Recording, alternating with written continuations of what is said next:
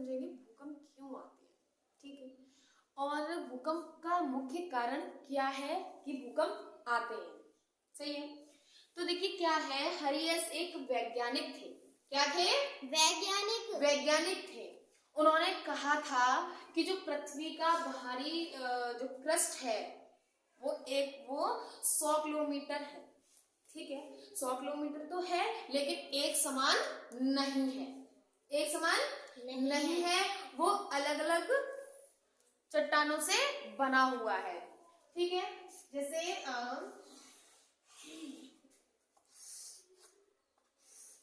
एक हिस्सा यहाँ है तो एक हिस्सा यहाँ है, एक हिस्सा यहाँ है, तो इस तरीके से अलग अलग है।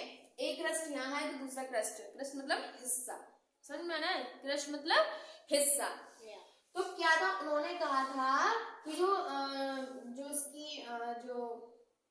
उसकी गहराई है, ठीक है ना, ये प्लेट्स होती है ना, इनकी जो गहराई है वो 100 है।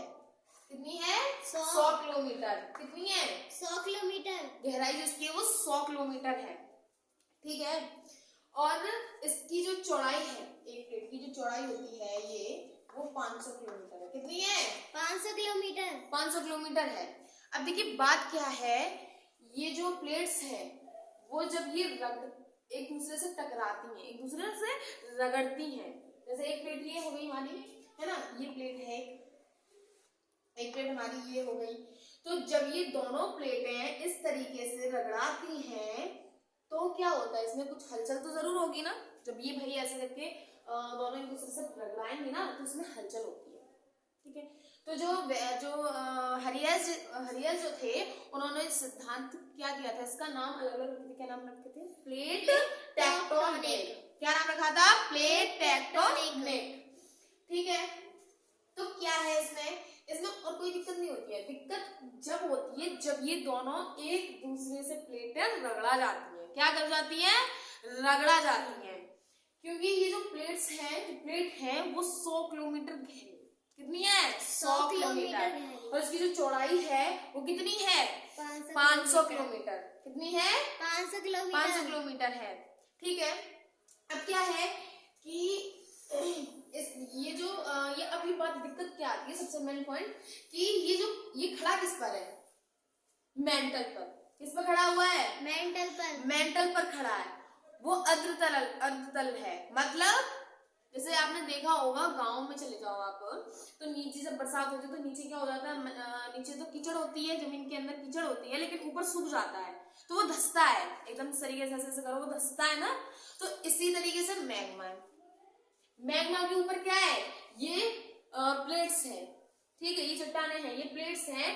तो जब ये ऐसे करके धंसती हैं, ये एक दूसरे से रगड़ा जाती हैं, तो इनमें कंपन होने लगता है, ठीक है ना, ये दोनों एकदम हिलने लगती हैं, तो इन प्लेटों में हलचल होती है। तो वही जरूरी है कि इसमें कुछ ना कुछ तो जरूर होगा, ठीक है।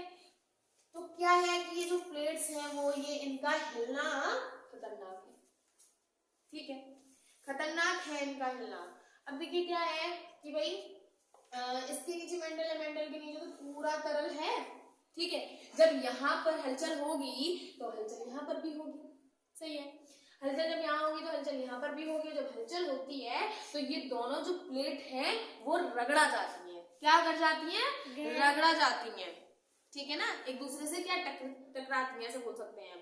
तो जब ये टकराती है तो तभी जमीन पर क्या आते हैं? भूकंप आते हैं, ठीक है।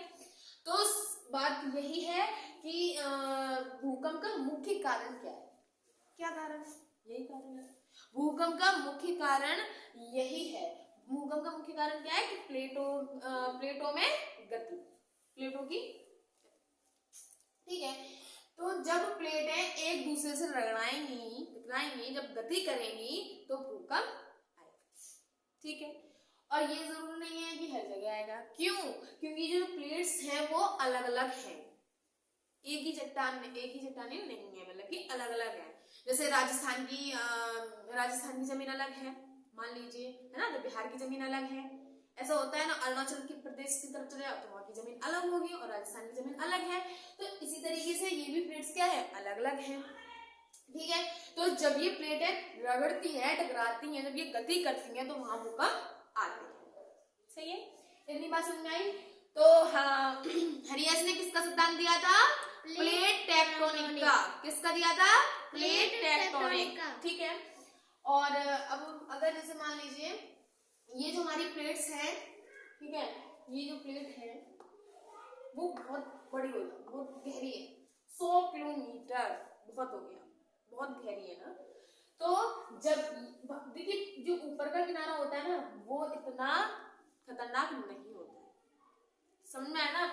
ये जो चौड़ाई का जो होता है ना ये हिस्सा, ये इतना खतरनाक नहीं होता है जितना किनारा होता है। खतरनाक क्या होता है? किनारा। क्यों?